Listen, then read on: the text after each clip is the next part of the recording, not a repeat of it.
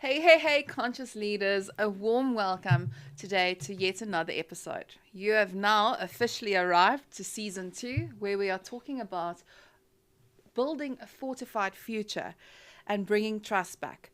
And sometimes bringing trust back reminds us that we sometimes need to go back to our inner core and our inner revolution in order for us to really understand how we need to start trusting ourselves as human beings as we walk our journey in this lifetime.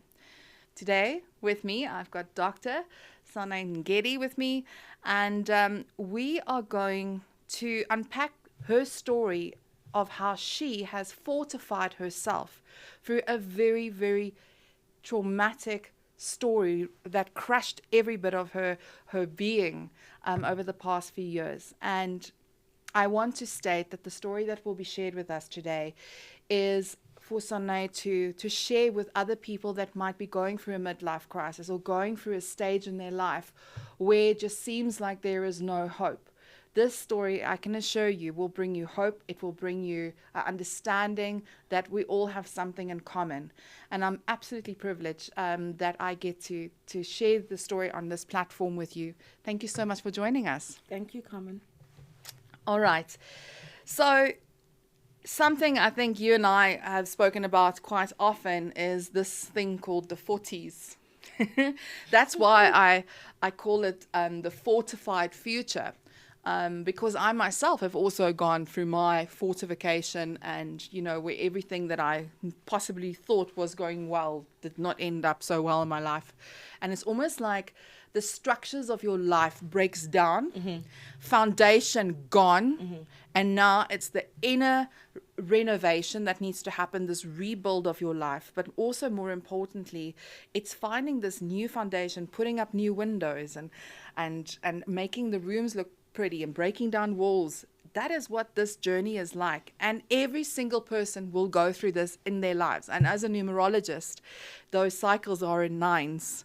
So they do come. It's called the rise and the fall. And you've just turned 40, but yours came a little bit earlier. And I want to actually take it back where life was normal. Tell me about growing up. What was your family like, your mom, and also your culture? We'd Sure. love to know. That piece about turning 40, it's so funny. Before I turned 40, whenever people would be like 39 and then they'd turn 40 and they'd say, oh, entering the fourth floor, I'd be like, here these people go again. And I promise you, my life has changed completely. So before I turned 40, I didn't understand what it would mean, but now I completely understand. So, born and raised in Durban, all good things come from Durban. I must state that. Yes.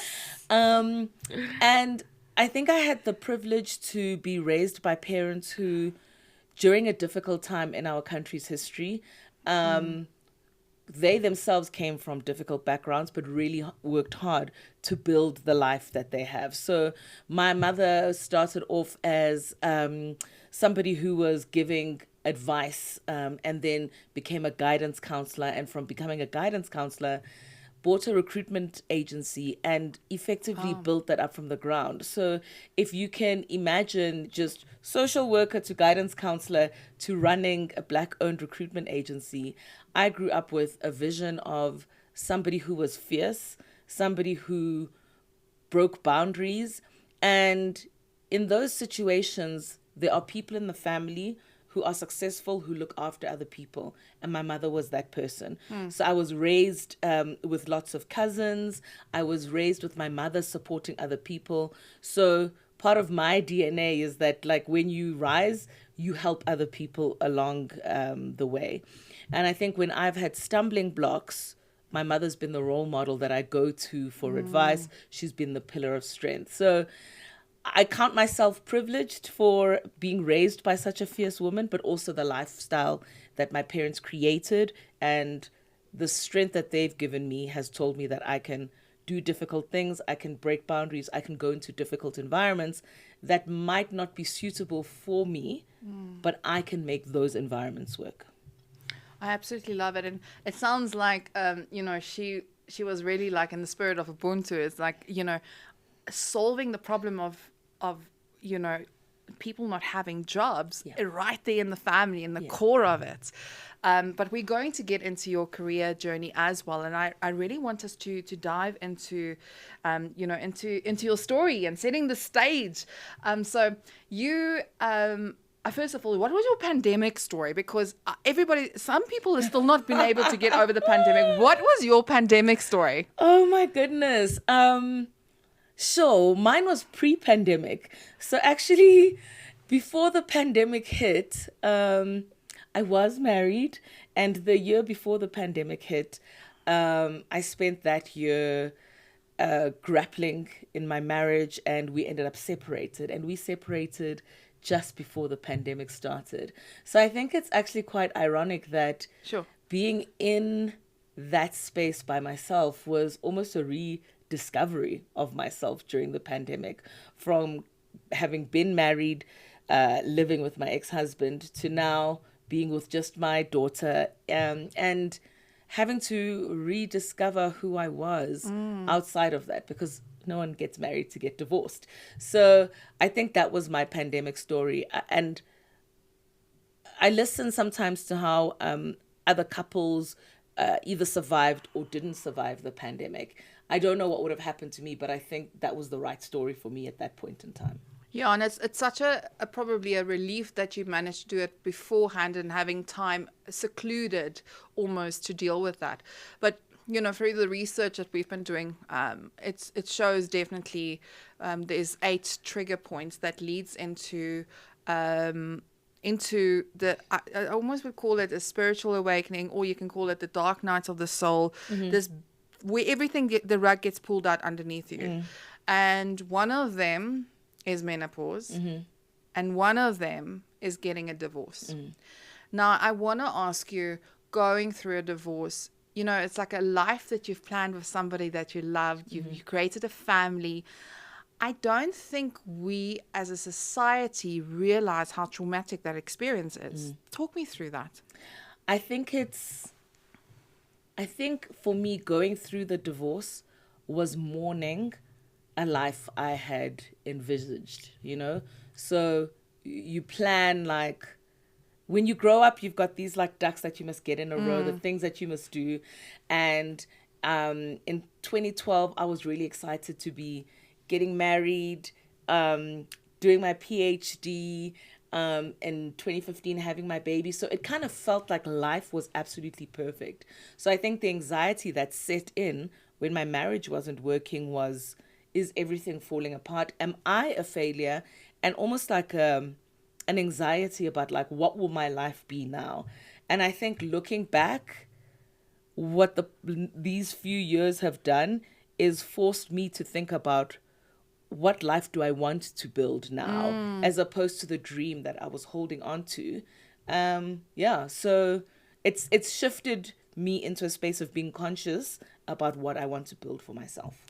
And what did you learn about yourself during divorce? I'm curious, because I always find, you see so many different scenarios of what that journey looks like. And I mean, we'll get into your career shortly, but I'm sure that you have many people that you have to deal with going through this. How would you say is that introspection journey? I think I realized how much of my own identity was tied to being married and tied to building what the perfect life is. And I think it's even being able to talk about it now. It's not something I would have openly spoken about before. It's acknowledging that does not define my worthiness or who I am today or who I will be in the future.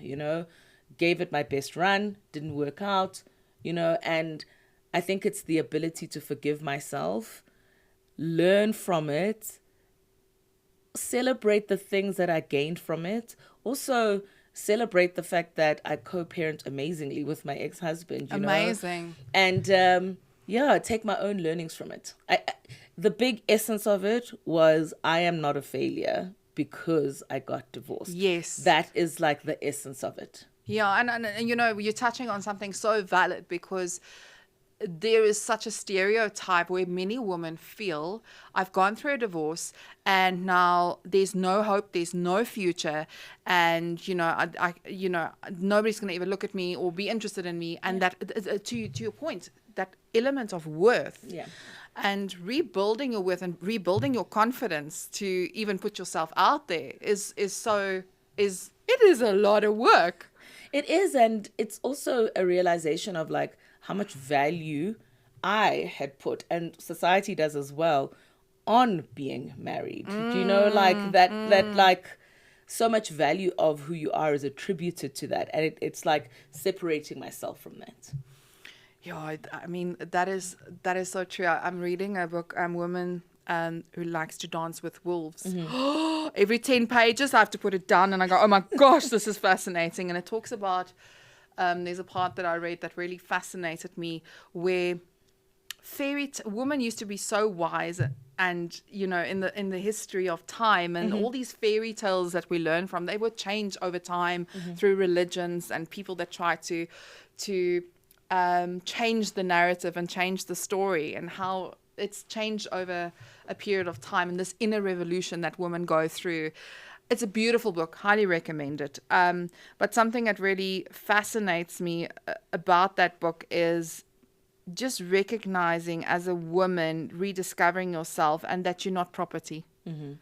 And that you are fortified and can stand on your own 2 feet.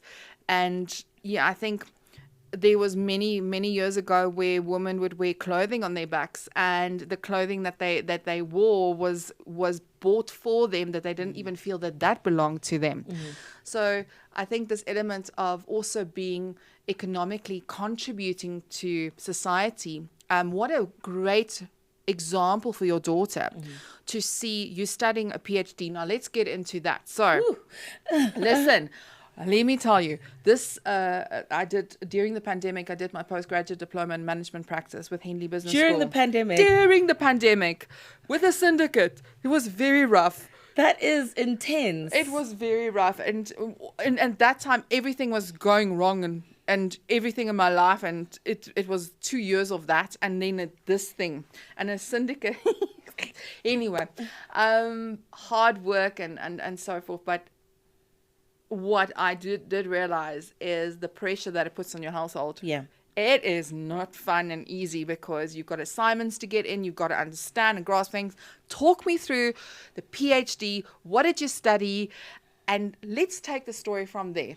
Take me through your career journey and how that all interlinks. So I came from Durban, went to Wits, my alma mater. I absolutely love Wits. Oh, I love them. It completely changed my life experience. From being at an all-girls school for 12 years of my life, I went to two different schools, but all girls, to coming to Joburg, to going to Wits, to staying on campus at Res, and my Res was a co-ed Res. I mean, like, my life was completely different in Joburg to what it was in Durban.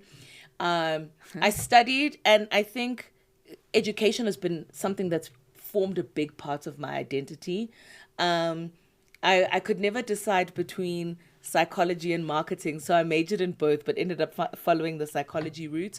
But I always knew that I wanted to study further. So went into the world of work, and I was really lucky that I did my studies in my master's year on research at MultiChoice. So I got into MultiChoice to do my internship and had an absolutely amazing experience. I mean, a lot of the HR professionals I know now come out of that internship program at MultiChoice, and it just a really good training ground. From there, after 5 years, I went into financial services, and in financial services, I think what I realized is often I was the only woman at the table.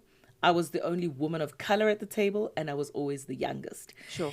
And in those contexts, women are often in support services. So the woman is the finance or the HR or the marketing, and the people who do the front office pieces in terms of investment banking or private banking, etc., are white males. And so being raised by this phenomenal black woman who told me that I could be in any context, which allowed me to find myself into that space, I was just inspired to do my PhD around women in the workplace. So I did it through UJ. And I did a study on understanding women in executive positions. What were their stories? How did they get to where they were? So I interviewed 10 women at the C-suite level. And then I did a survey as well to understand how do other people perceive them and what are the different characteristics that are attributed to Black women versus women versus white males. And so trying to compare what are the attributes that are given to Black women versus other individuals. And I think coming out of my PhD, a lot of it resonated with me. Like one of the first things that really resonated with me is in those situations for those women when they made significant career transitions, it often involved a coach who pushed them into that situation when they did not believe they were worthy or ready for a transition. I could relate to that. At Nedbank, there was a role, I didn't apply. I was approached to apply, I got the job. I would never have thought I was worthy for the job. Second thing is that although there were so few Black women in senior positions, they didn't network with each other or know each other very well. Sure. So again, just how powerful networking is, which men do really well, networking and creating opportunities for themselves. How do we as women use that as our superpower to create more opportunities? Absolutely.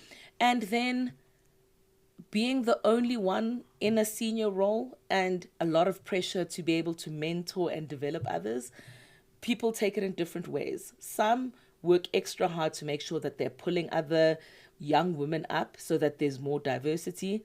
Others are quite focused on, there's a lot of pressure on me and I'm like doubling down to make this successful. So there's just a lot more pressure on those women to either build others up or to maintain this credibility so that you don't lose what you've built for yourself.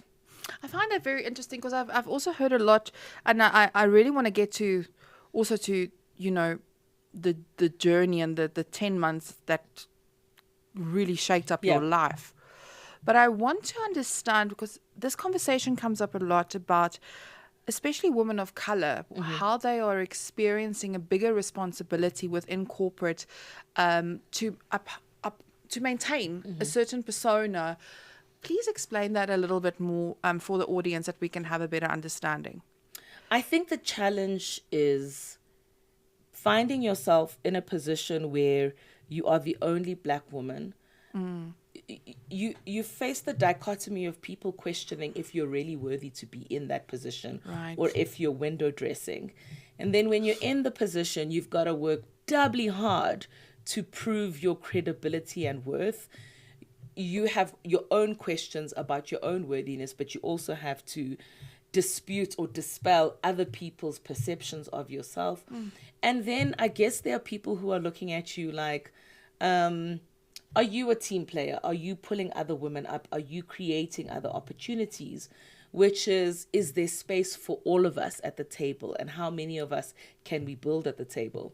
I think part of the challenge is we can't do it alone, right? When I listen to these women's stories, it's the mentors that they had, the coaches that they had, their bosses, a lot of them who are white males who helped them develop. And so if we're going to look at this as a transformation journey that Black women must face on their own to create transformation, it won't work. It's something that everybody needs to come to the party to, because you need that sponsor, you need that coach, you need those people to also create opportunities.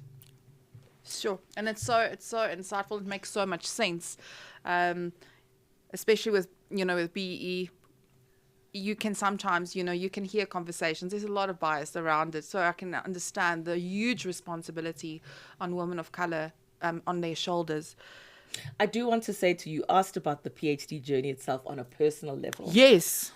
When I went to UJ to start my PhD, they did like this 1 week like an orientation, and I was so passionate. I was like, I will do this PhD in 2 years. I will not do it in 4 years. I will do it in 2 years. I'm going to smash it out the park. Life happened. Like it's to study to raise a newborn child, to do a PhD. I am You are so brave. I am so grateful to my supervisor. Like, there are times where I wanted to give up and he wouldn't let me. He was like, you are finishing this. And in the end, it took me 7 years. Oh, here comes a Wonder Woman story. Not the 2 years I had anticipated. But you did it. It took me 7 years, but I did Wow. it. In the end, and there were periods in between where I took a break.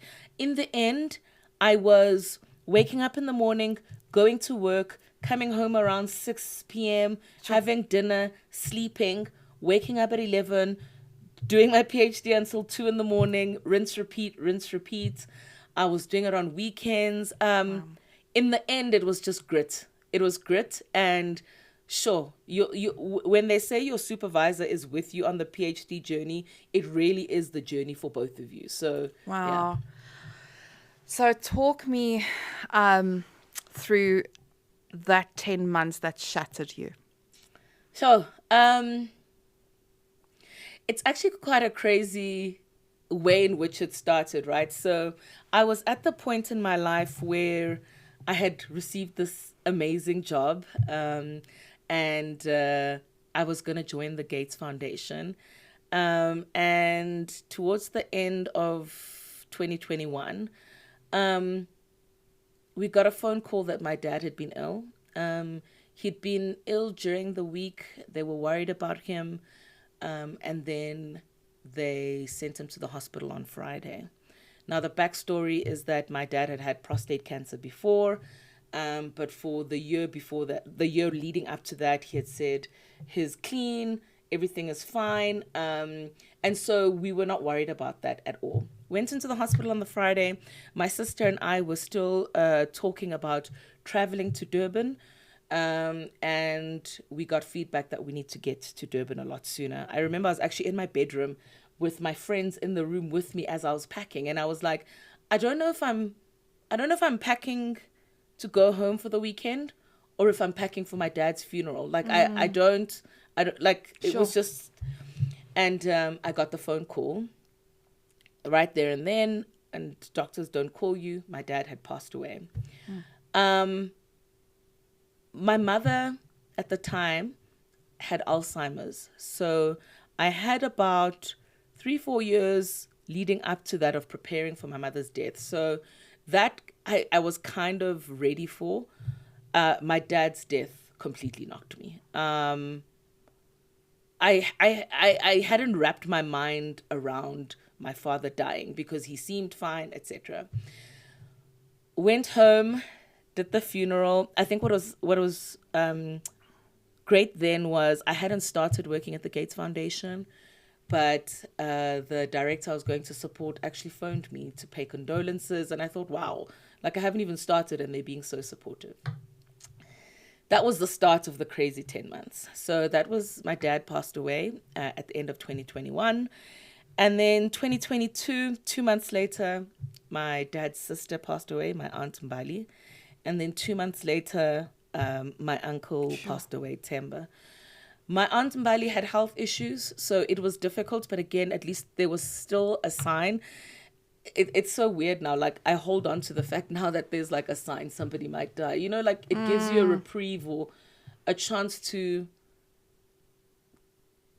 mourn or reconcile or close things with those people. You're gonna make me cry.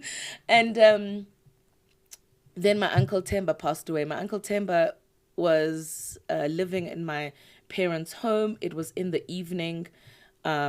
A vagrant came onto the property. They stabbed him in the neck. And so my brother was calling all of us. He took a video. We all saw the video. We were trying to get him to go to the hospital.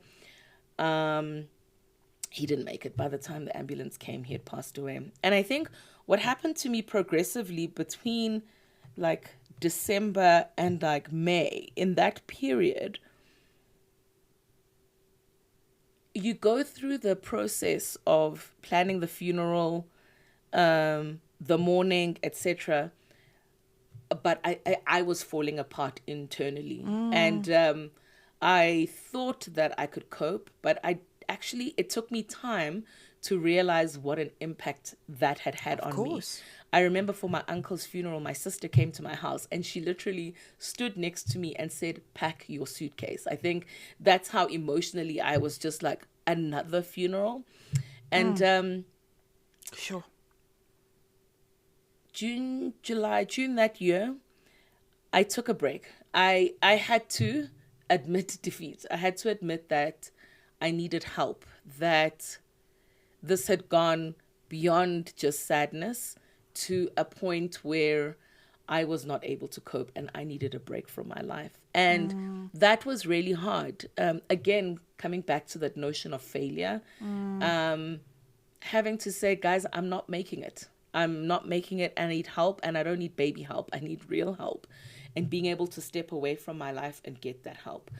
A driving force of that as well was my daughter, my 8-year-old daughter, Bonolo, because I could see the impact my depression, my pain was having on her. Sure. I could see that she was looking at me and she herself was feeling the turmoil. And I think what's incredibly brave of her is at such a young age, she had the words to be able to say it. Like, sure. She would cry and be like, "I miss grandpa." And, watching your child experience that and also know that you are grappling with it, sure, is part of what made me seek help. I got the help that I needed. I started to pull my life back together. And in a way, I thought I was on the right path. Things were starting to build up. And then in September that year, it was a Friday, I was working downstairs in my study. I got a phone call. I got a call from my mom's nanny upstairs. I ended my call. I went upstairs, and my mother was dying. It's so weird. I had spent so many years thinking about what it would feel like when my mother died, that it was so different when she did pass.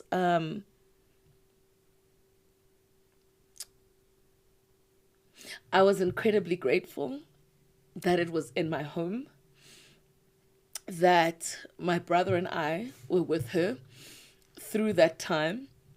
And she passed away in my home. We were with her when she passed.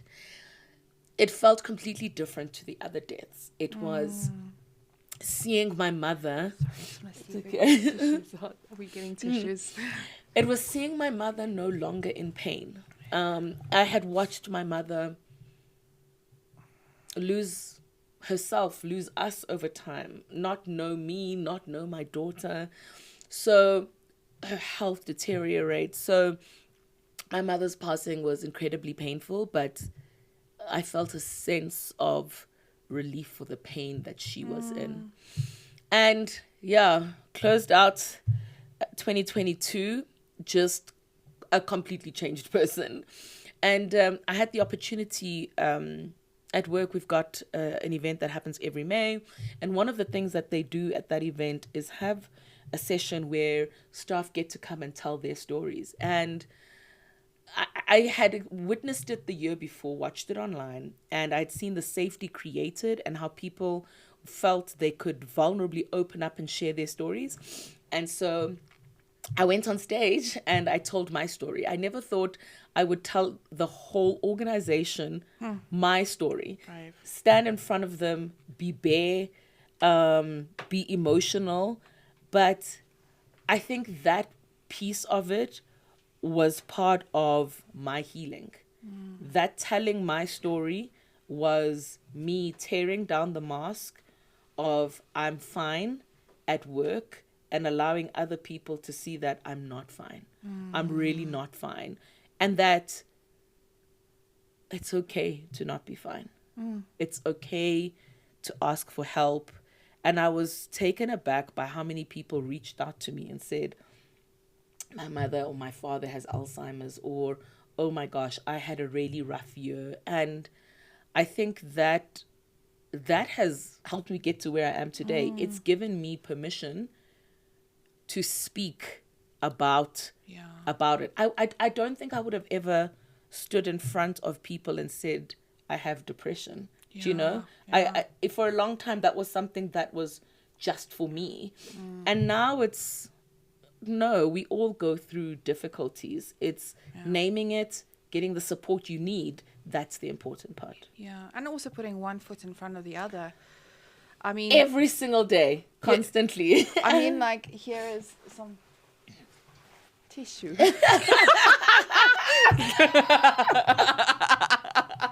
But I mean, I think just listening to your story, and every time I listen to your story, I get so overwhelmed by emotion because, you know, if we just had to sit with that for a moment, the audience, remember, Sane is a trained psychologist. She knows how the inner brain and how to get yourself through difficult times, what she needs to do and how to journal. And I don't know if you've ever read that book, My Stroke of Insight. It is this woman, she's a brain scientist, and then she has this stroke, and she writes a book of everything that happened in her mind as she recalled it as a brain scientist in her head while she's having a stroke.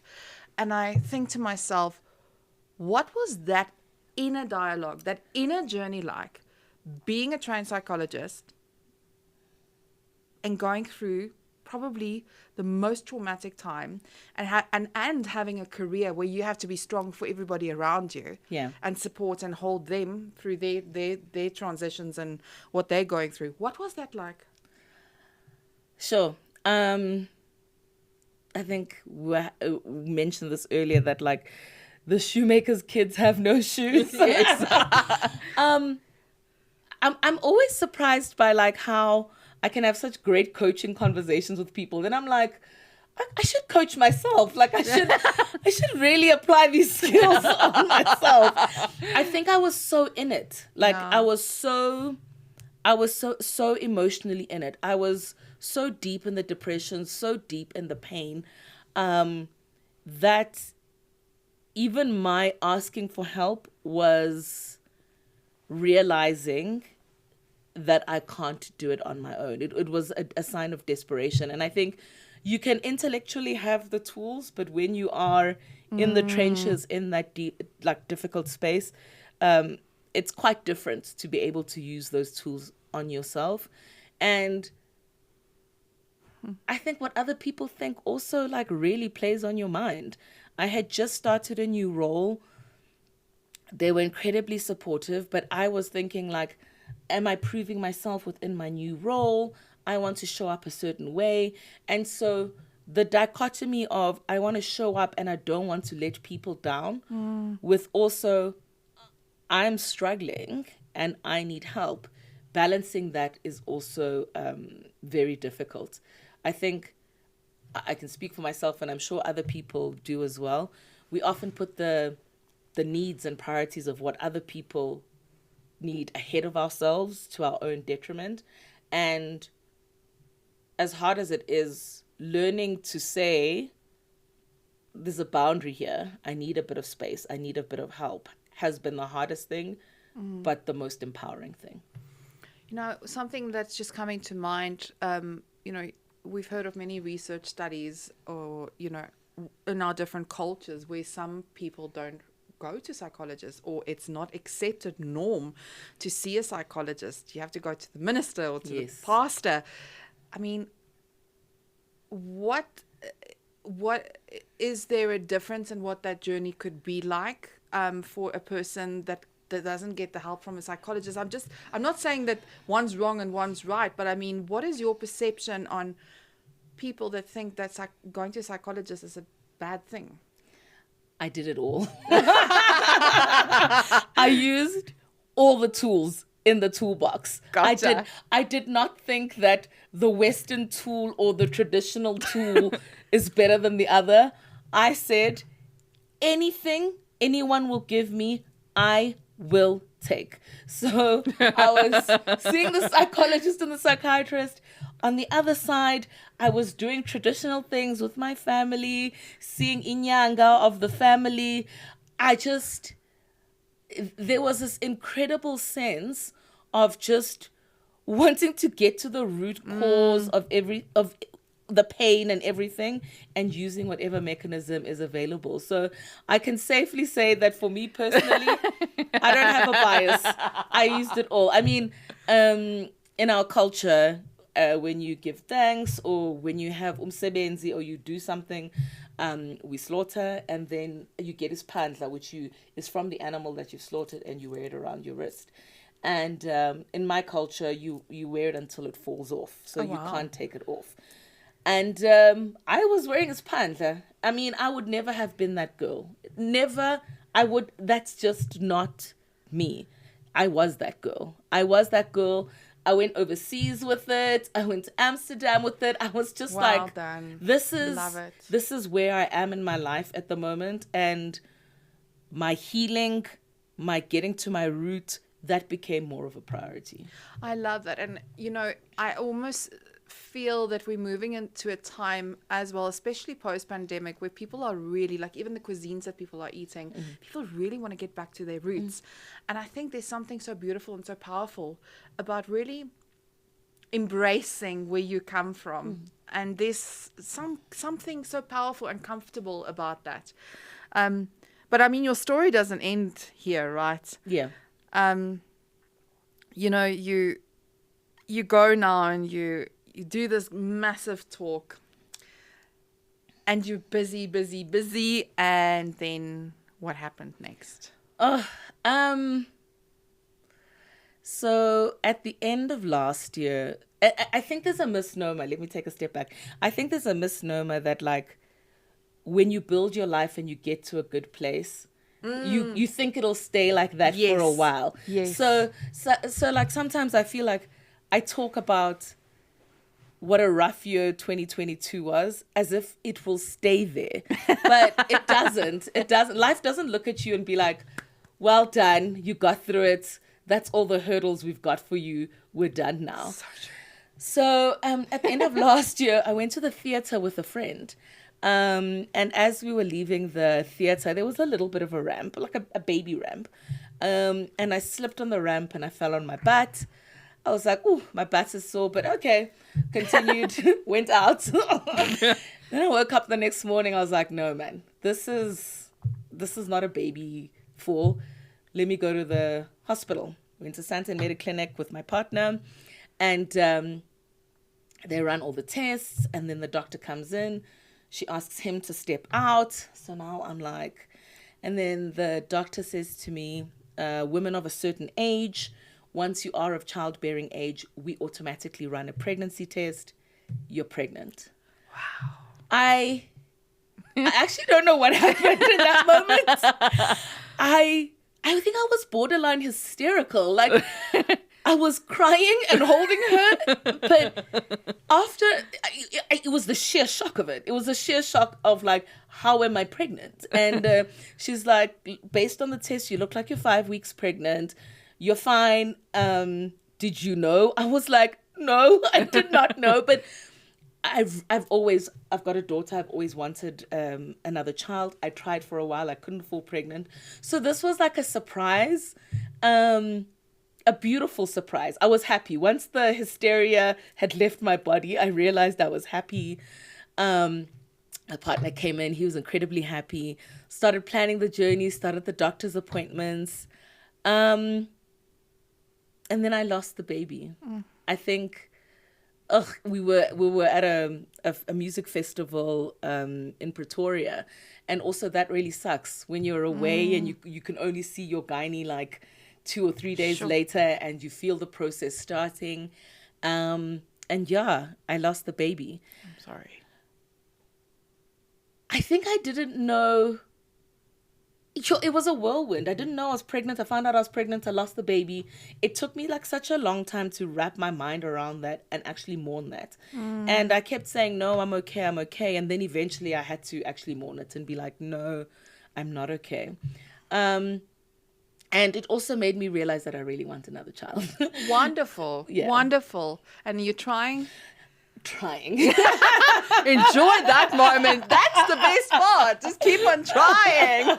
But I mean, I almost feel as if the resilience you built from all the previous deaths that happened almost made this one manageable. Yeah. Is that maybe a right way of putting it? I think what the other experiences have taught me is that I don't have to suffer alone or suffer in silence. And by speaking about it, by asking for help, by not being afraid to say, I'm hurting, I think that helps with going through the process. Yeah, it's so profound. I mean, your resilience is something else. And, I mentioned to you when my father died, it was it took 2 years for me really to catch up what's going on, because I mourned a father I didn't have, not the father I had. And I actually thought it's not going to be, but it was there. And that was just going through one death. I mean, you've gone through that, but also something I find also that is also traumatic is seeing a loved one, for example, with dementia, because you lose them twice. It's different. And I think many people don't realize that it's a double mourning. It's not a single one. I think with my mother, that was the dementia years were the hardest. They were the absolute hardest. My mother and I were very close. So to be with my mother and my mother not know who I am, she had started being ill when I got married. And for my sister's wedding, she was extremely involved. Like, that was who my mother was. Like, my sister had a custom dress made. We went for all the dress fittings. And then when I was getting married, my mother wasn't interested. Like, and we didn't know at the time, right? That was the start of her illness. And that impacted my experience of getting married. Like, that played on me. And then obviously when I found out she was sick, I understood why she wasn't there. But I struggled with that a lot. I also struggled with the fact that my mother didn't know who my child was. My mother didn't know my daughter. But perhaps a reprieve at the end is that when my mother moved in with me, my daughter got to spend time with my mother. So my daughter got to enjoy my mother. She used to wake up in the morning, go greet her, go to school, come home, rush up to see my mother. If I didn't wake up and go greet my mother, she'd come to my room and get me. She'd put makeup on her, style her. So in a way, it was my daughter finding my mother, and that which was really special. And even if she didn't name it as my daughter, she would ask Ipingane, which is like, where's the little child? So I think I got healing in the fact that they were able to spend time together. And my daughter got to know my mother. And you and your daughter have an incredible relationship. I mean, she's got it all. Feisty. She's got it all. She's fierce and feisty. Resilient. We got to meet her briefly, and I see all of the social media posts and her makeup skills. I mean, she's so good. She's got to do my makeup soon. I want to have those colorful eyes. Like, oh my gosh, like who did she learn that from? I promise you, God gives it to you right back at you. I think when I was younger, I was always just challenging my parents and outspoken, etc. And I got that back. Hey? She is so smart and confident and knows what she wants and just goes for it. Like, it's so amazing watching her grow, but also watching how she challenges me. And we're also so different. Like, she's a girly girl. She does makeup. She's like, what fit am I going to wear this morning? Wow. I'm like, put on gym gear and sneakers and let's go, hun. She's like, no ways. I am not wearing that. So, gosh, parenting her is also like refinding myself in its own way. It's deposit. Oh, I love it. No, but I mean, but this is also for me a beautiful end. Not end, because our stories are always continuing and evolving and unfolding. What I what I truly love is that your daughter also can see the resilience in mommy, and in all aspects, from studying, getting through a difficult, or not difficult divorce, but I mean difficult time to get divorced, if I can put that way. Yeah. And then more importantly, as a young child, also to experience so much death around you, Yeah. must have been very hard for her. Sure. What advice can you give to mothers that have experienced things like that? How did you manage that? Sure. That was the hardest. Having, we would just be sitting and my daughter would cry and say how sad she feels. And that was so difficult. And I think what got us through that, and I try to continue to do, is just to speak openly, to just allow her the space to say, I feel sad, or I don't feel okay. To ask her if she needs help. So that open dialogue, I think it also hasn't been easy, because as part of my own personal healing and conversations with my therapist is acknowledging how my going through the pain has impacted her. So speaking to my daughter about like how she feels about that and how she's felt about that period. It's been hard, but I think we were in a generation where perhaps speaking up about your feelings and being open about it, you kind of like got on with it.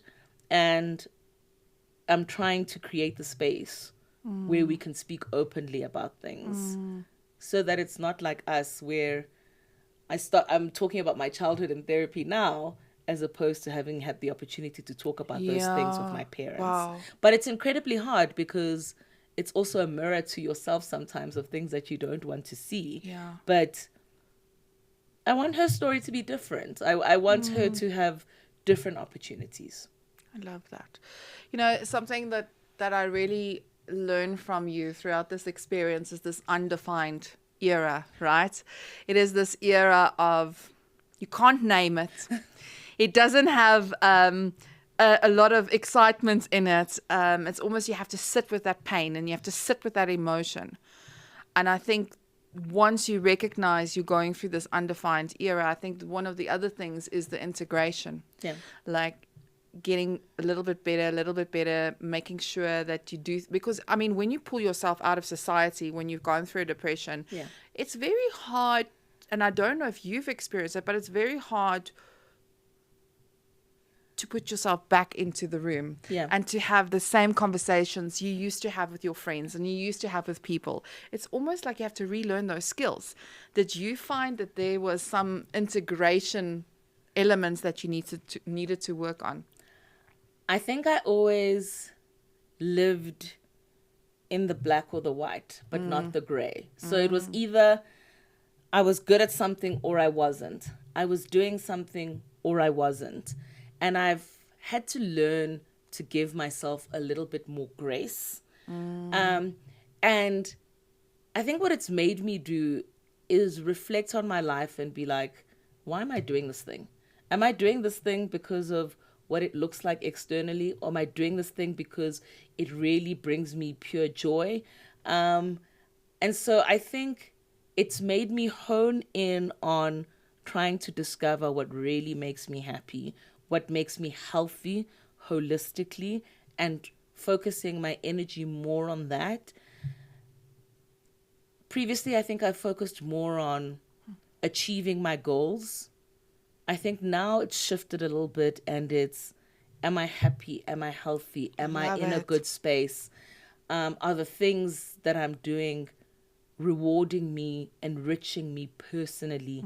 Do I feel emotionally healthy? So I think that's what the shift is. And it doesn't mean that these two things are like mutually exclusive, that you can't have both. But sometimes you can do these things and forget about yourself in the process. I don't think I've got the luxury to forget about myself now. And I'm so conscious of the impact I have on my daughter, because I think about how much of who my mother was drove and helped me become who I am. And so I'm more conscious of what I'm doing and what it means for myself, as opposed to doing what I think I should be doing at this stage. Wow, I want to say, first of all, thank you for sharing your story and being so open and vulnerable. And I feel that this could be so helpful to all the women listening in. I want to ask you a closing question. How was the journey like, and to learn how to trust yourself? Because that is trusting your intuition, trusting that what you're doing is the right thing, overcoming the doubts, but also the way you view the world. Surely after an event like this and everything that you've gone through must have changed everything in how you view culture, society, the news. I don't know. Can you just give us a parting thought of what trust means to you? I think this is a combination of being achievement oriented and Aries. All of those, like the melting pot, being the youngest in my family, having a mother who's like superwoman. A lot of it is about achieving the tough things, doing the big things. And sometimes you give away your own intuition, etc., to other people, and their validation becomes more important. Through this process, it's been the hardest to actually listen to myself and my voice, and actually trust and believe that what I need is important, and that what I need right now and what I need to focus on right now supersedes everything else. And so perhaps it's a journey of learning to trust myself. Yes. And learning to trust my needs and to listen to what I need spiritually, emotionally, physically. It's hard. I've realized how many external voices have been overpowering my thinking. Part of what it's also resulted in is cutting out and not doing things which I thought I was doing for the right reasons, but when I sat down and I had to calibrate, what does this mean to me? Why am I doing it? It doesn't serve me. It might look good externally, but it doesn't serve me personally in terms of my own healing and growth, etc. So, yeah, I'm learning to trust myself a lot more, and that I know what I need. Absolutely love it. Sane, I love you so much. You're just every time I'm with you, I'm just like, oh, yes, see, just my sister. You feel like home, Carmen. I feel like home. It's like my heart just warms up, and I feel like I can really have such open conversations with you, and you make it normal, and you make it feel inclusive, and you create that space. Yeah. You create that space. I think even doing the speaking at work, etc., I speak in spaces where I can feel that it is a safe space. And I think that's something that you do incredibly well, to create the space to allow people to show up authentically as themselves. Thank you. Well, I would like to say, here is to a fortified woman who is bringing trust back to herself and is fortifying herself for the amazing future that lies ahead of you. Well done. And I hope that each one of you that have listened into this episode can really see that our journeys are all interconnected. And when you are going through a tough time, just remember, trust yourself through the process. And remember, it's not going to be like that permanently. Things will change. It will get better. Thank you, Sane. Thank you, Carmen. Bye-bye now. Dun, dun, dun, dun, dun, dun, dun, dun, dun, dun, dun, dun, dun. I made the sound effect. I'm not sure if you should go with that one, but I mean, it's up to you. You're the professional. Yeah.